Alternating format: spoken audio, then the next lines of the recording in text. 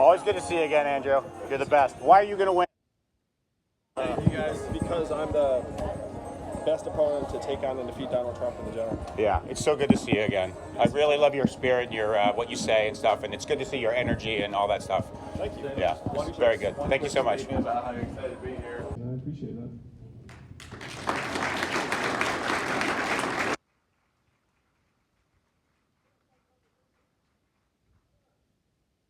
Hi. So I have a question because my dad works part-time and is currently getting Social Security as a primary source of income. My stepmom is on disability insurance, has been for a while, and I'm wondering if the freedom dividend would still be given to them. Would it stack on top of those benefits? We're facing a retirement crisis in this country, and millions of Americans will never be able to retire. And so we have to ask ourselves fundamentally, do we want to be a country where elderly Americans and seniors are working until the day they die, or do we want people to be able to retire with dignity? To me, it's very clear we should choose the latter, and this would help balance our economic resources to help care for baby boomers as they age and retire. The freedom dividend stacks on top of Social Security. It would be the greatest increase in Social Security benefits in history. And this is, in my mind, necessary because Social Security is not sufficient to be able to retire on. Millions of Americans have no meaningful retirement savings, and your Social Security benefits disadvantage people who took time off from the workforce, often to raise kids. So the moms get lower benefits than someone who's been in the workforce more. If you put $1,000 on top of it, all of a sudden the path to retirement becomes realistic for many Americans. And then you put resources into the communities to help maintain caregiving environments and other environments for seniors as they retire. Thank you.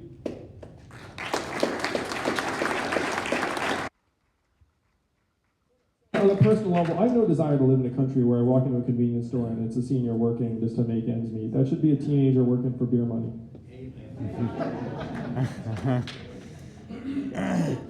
That's the way it was when I was growing up. I would walk in and you're just like, man, we can do better than this. You know? Again, it goes back to the economic value and human value. It's like if you're past your working years, it's like, well, you have no value. It's like, no, it's like, you're actually what we did it all for, presumably. It's like, well, what's the purpose of being the richest, most advanced country in the history of the world if you're just going to have people consigned to destitution as they age and retire? Oh, hey. Hi, I'm Kat. I have a question about judicial reform. So going beyond your plan for changing it to an 18-year term limit, there are corporations such as the Heritage Foundation and the Federalist Society that give a lot of money to influence both the election and the nomination of judges. And these judges most recently have been anti-abortion. So what will you do to stop these corporations from being able to have so much influence and money over the process? Women's reproductive rights are fundamental human rights, and I will fight for them at every level as president.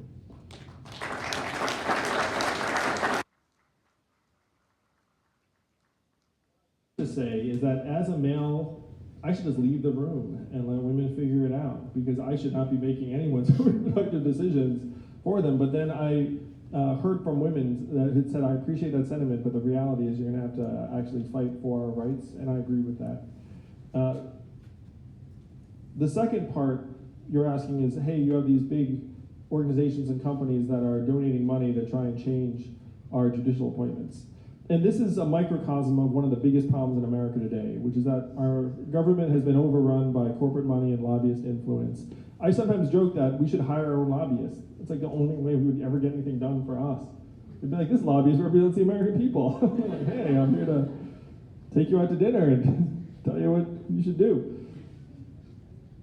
I've been running for president for long enough to see how the money gets into everything. And that the will of the people and the money are in different places because the money is with the companies and they hire all of the ex-legislators. They can come in, you can count the money and feel it better. They can offer you jobs and the food is better. They have a lot of advantages. So the only way out of this is to try and unify the people and the money. Now the freedom dividend would help because having $1,000 a month would help. But I'm proposing that we actually give every voter 100 democracy dollars that only we can designate to candidates and campaigns, which would wash out the lobbyist cash by a factor of 8. So you have to ask yourselves, what's more realistic? That we're going to actually somehow get corporate money out of politics, even though it has been there for decades, even before Citizens United, or that we can flush it out with a wave of people-powered money and make it so the legislators actually should listen to us, because if 10,000 of us get together and give someone our democracy dollar, it's $1 million. And then when some organization comes and says, hey, I've got $100,000 for you, it'd be like, I don't want to take it because I'm getting $1 million from the people, and they're going to see that my interests are actually diverging from theirs. So democracy dollars would be one way that we can counteract the influence of really big organizations that want to change our judicial or legislative processes.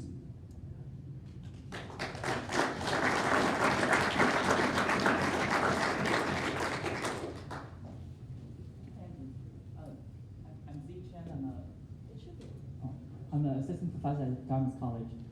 So I've been following your campaign since probably March this year, and following the Joe Rogan show. It's been very impressive, and I was wondering, so do you have, I mean, because right now you're polling 4% to 5%, right? And what is your path to win, like the early states? And what do you think of other people's strategy? For example, Neil Pete, and he's recently been surging in the poll. So what he did and what your strategy. And also, would you consider doing some other additional trial UBIs like you did freedom dividends earlier in some states?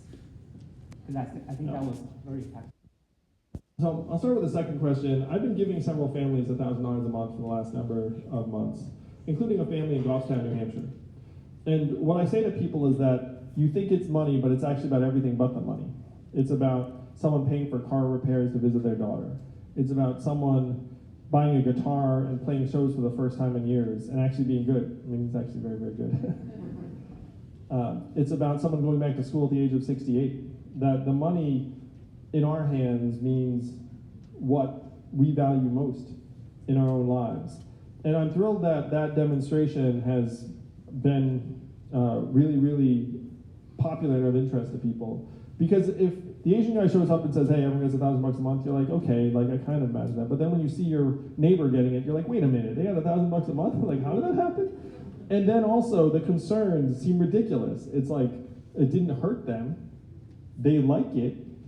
It makes their lives better. And you're like, of course that would happen in real life.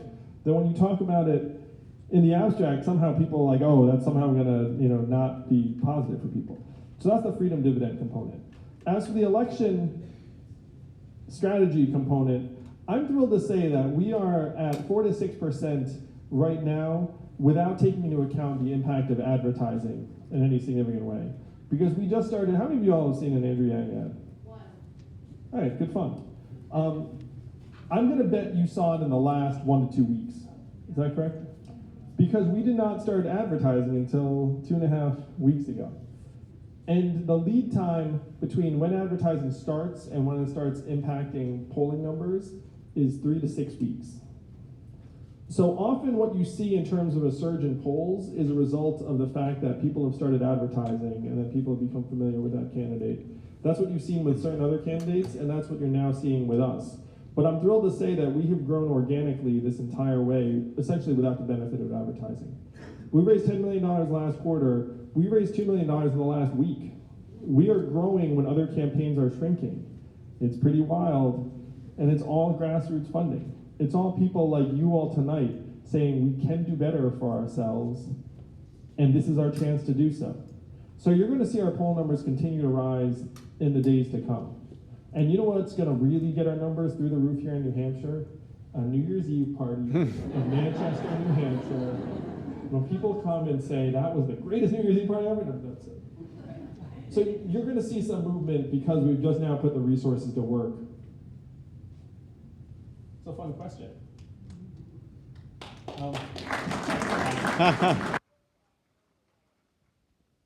don't need a microphone. so fun. And then Where's Steve at? I don't understand the democracy dollars thing. I want you to give me some more detail on that, because I already gave your campaign way more than $100. So, Well, thank you for that. but I can't imagine. I need to know the numbers when you're saying that we're going to counter lobbying by each of us having $100. I'm not there yet. Okay, I'll start with the second and then go to foreign policy. So right now, the proportion of Americans that, like you, what's your name? Amelia. Like Amelia, donated to a campaign is vanishingly low. Like if you look at the percentage of Americans who donate to a political campaign, it's less than 5 or 6% population-wide, if you believe that. Like Bernie, who's the most successful at grassroots fundraising, I believe just cleared 1 million donors. We're a country of, let's call it 200 some odd million adults. So you're like 1 million out of 200 million. It's like half of 1% of Americans donated to the most grassroots candidate that there is. Most Americans are not like you all in this room where they're paying deep attention to politics. Many Americans unfortunately have concluded that politics does not work. It's just bad for their emotional state and mental health. People are not speaking to them in a real way, and they ignore it. And certainly most Americans don't take that extra step to donate some of their hard-earned cash to a candidate or a campaign, so thank you for that. Now the way you change that with democracy dollars is you have $100, use it or lose it every single year, and you essentially can assign it to a candidate or campaign. What percentage of Americans do you think would actually make a conscious choice as to what to do with their $100 if it was essentially free to them? So they're saying 75, 50, but it's certainly a lot higher than like half of 1%. You know what I mean? Then you might get to 30, you might get to 40%. And if you look at that number times $100, you wind up with low billions of dollars, low even tens of billions of dollars. And all of the lobbyist cash combined is a small fraction of that. And so that's how we actually essentially wash out the lobbyist cash, by engaging more Americans in our society and government, because most of them are checked out and disengaged. I also want to give everyone $100 in prosperity grants every year that you can only donate to your favorite nonprofit, because this would channel resources. This is actually not even that expensive. You would channel money to nonprofits, but more importantly, you would make it so the nonprofit actually cares about the people it serves in a different way. Because I ran a nonprofit for 7 years, and one of the major problems is that you're the people who are writing the checks over here, and then you have the recipients, right? And they're not the same at all. And so just like with our legislators, you start gravitating towards the money over time. You know what I mean? So if you had prosperity grants, then the people that you were serving could actually say, like, here's $100, and you actually have a marketplace where nonprofits working for people that can't cut big checks would actually become a major source of attention and resources. Here's the Republicans' follow-up question. How are you going to pay for that? So those two things in the scheme of our society are actually really inexpensive. We're talking about like low billions of dollars. Like the prosperity grants, you could literally fund just by getting rid of tax breaks for charitable donations over a certain level. It would actually, like that actually is a pay for. It's very, very easy. Democracy dollars, it's similar when you look at how much would Americans spend for a government that actually responded to us. Like again, it's like a very, very efficient spend. On the foreign policy side,